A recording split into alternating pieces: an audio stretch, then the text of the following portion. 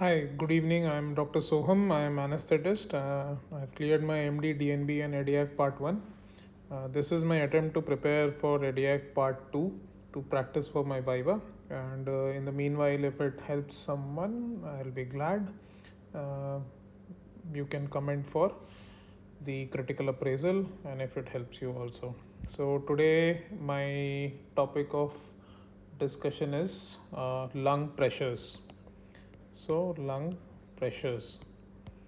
So there are various kind of lung pressures which are there for the spontaneous respiration, and there are various pressures which are essential for the mechanical ventilation also. So I'll just be trying to explain all the important uh, pressures with a few diagrams.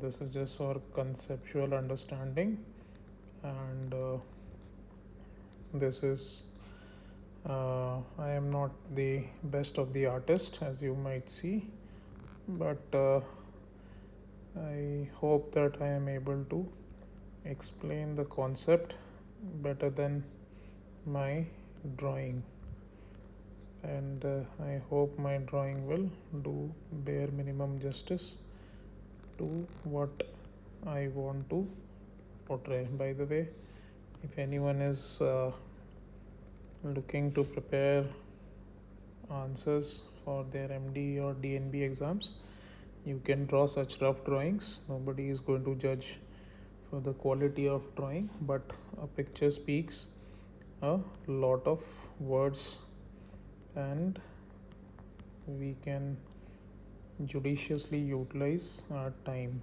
I'll keep explaining one by one. Let me first complete the drawing.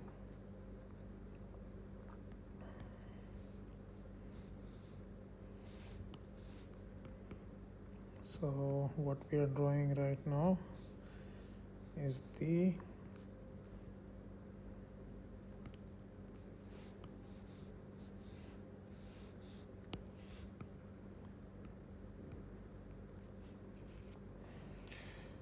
okay. So these are some of the pressures.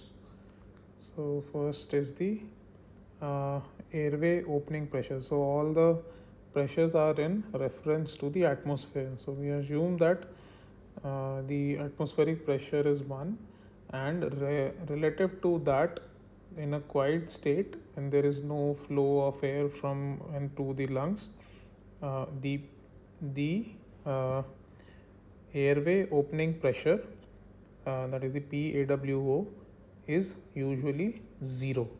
Okay, and this is the pressure of the body surface. Okay, so now this pressure and the difference between these two pressures is the PTR, which is the trans respiratory. We are going to go from outwards to inwards. Okay, so this difference between these two is a PTR, that is a trans respiratory pressure.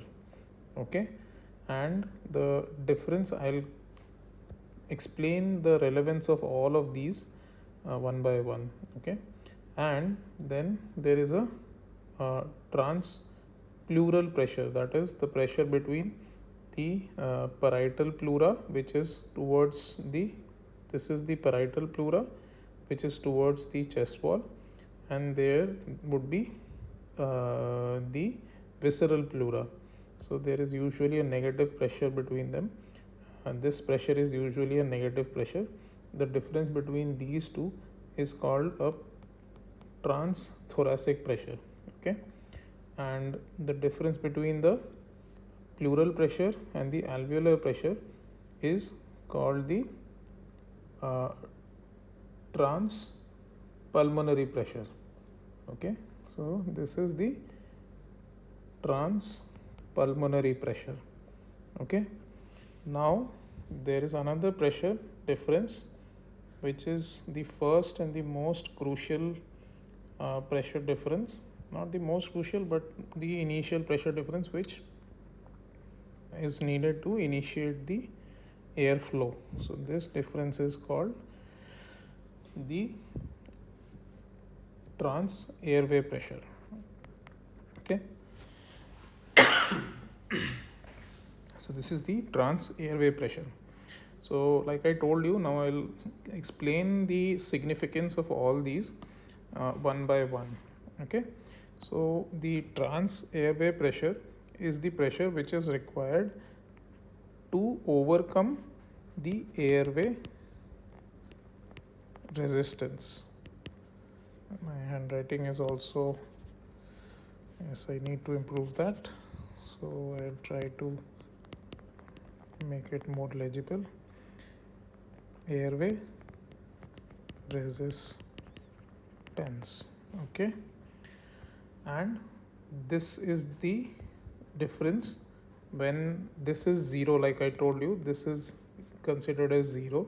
So when this alveolar pressure becomes negative, slightly negative, then the air starts to flow in from the airway towards the alveoli. Okay. Now what is the significance of this trans? Now I will go from the perspective of how the air travels. Okay. And that is the perspective I am going to take. Okay. So the trans pulmonary pressure, this pressure is required once the air has come in to keep the alveoli distended. In mechanical ventilation, we call these the P plateau. Okay. There are modern ventilators in which we can do a inspiratory hold, and then there is a pressure at which the pressure stabilizes. So that is the P plateau. That is the pressure which keeps the alveoli distended during the inspiration. Okay. What is the importance of PTT, which is the transthoracic pressure? That is, we need the PTT to understand how much pressure difference is required to distend both the chest wall and I'll probably not write it here. I'll write it somewhere else. I'll write it maybe here. So chest wall and alveoli together. Okay. And the PTR which is there, that is the trans respiratory pressure. Now we have to understand that this is the pressure difference between the airway opening pressure and the body surface pressure. So whenever we do a positive pressure ventilation, we have to overcome this complete pressure. The airway opening also has to be there, and it has to overcome the pressure difference between the lung and also the chest wall. Okay. So that is why this is the difference which is required for the inspiratory pressure